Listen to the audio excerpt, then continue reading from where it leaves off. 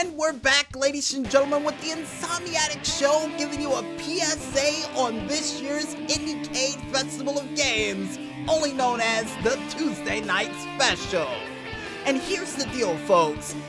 If you guys are still on the fence of going to the Festival of Games this year in Santa Monica, California, all the games we're mentioning during this show over the past couple of weeks, you will get a chance to play if you go to the festival and order your tickets immediately on the Indie Cade Festival game page known as Pt.2.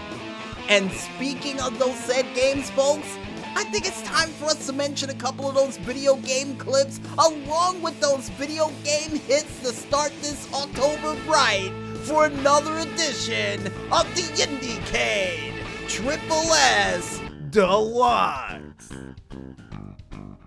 And we kick things off with the art wall. And the art wall picture that we have up comes from the developers Andrea Borella with their said picture from the video game Horses. Yes, that's right, Maestro, horses. And the picture that they provided for this week features no horses at all, but instead features a beautiful gate with a country road with a little bit of grass growing out of it, also with a giant oversized gate that's surrounded by 2 stone pillars and a picket fence around it, along with what appears to be mostly cloudy skies and trees extending all the way back to the property that cannot be seen in this picture. But I got a feeling it's one of those haunted mansions that are off in the distance. And this picture automatically reminds me of something you would see during the opening of the classic horror show known as Tales from the Dark Side. And here's hoping in the near future for this said game is that they can feature the announcer from that classic show during this game in between cutscenes. Because they did say that it will feature things of the horror and grotesque of the silent cinema days. But then again, if it's based on silent cinema, I don't think he'll be available for this. But still, fingers crossed for it. And now we head on over to the sound wall.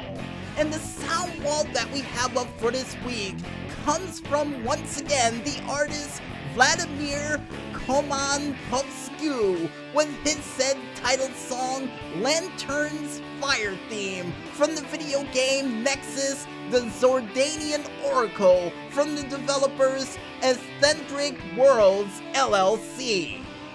And when I close my eyes while listening into this sound, I'm automatically seeing myself inside of a makeshift water cavern, reading a whole bunch of ancient scriptures to collect the ancient water vase of immortality. And the reason why it's called the ancient vase of immortality, because it was believed to be the one vase that's connected to the fountain of youth. And Maestro right now, who's holding this vase that he's calling a vase and drinking out of it, is somehow surprised how it's not working.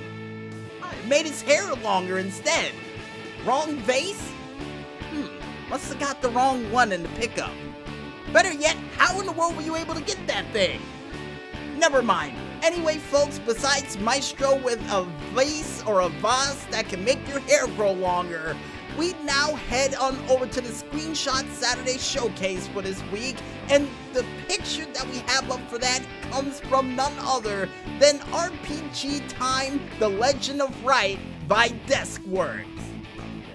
And the screenshot that we have up for this week for this game features not only a giant oversized pad known as a game note that is surrounded by a whole bunch of cardboard cutouts of the adventures of Wright, not only featuring a genie, a bell, a gamepad on the side, a sword, a shovel, what appears to be a family of frogs, a creature, and I guess a game on the side that says Battle Quest, along with a pencil they turned into a spaceship, a balloon, a shuriken, and what appears to be a blacksmith on the right-hand side as well.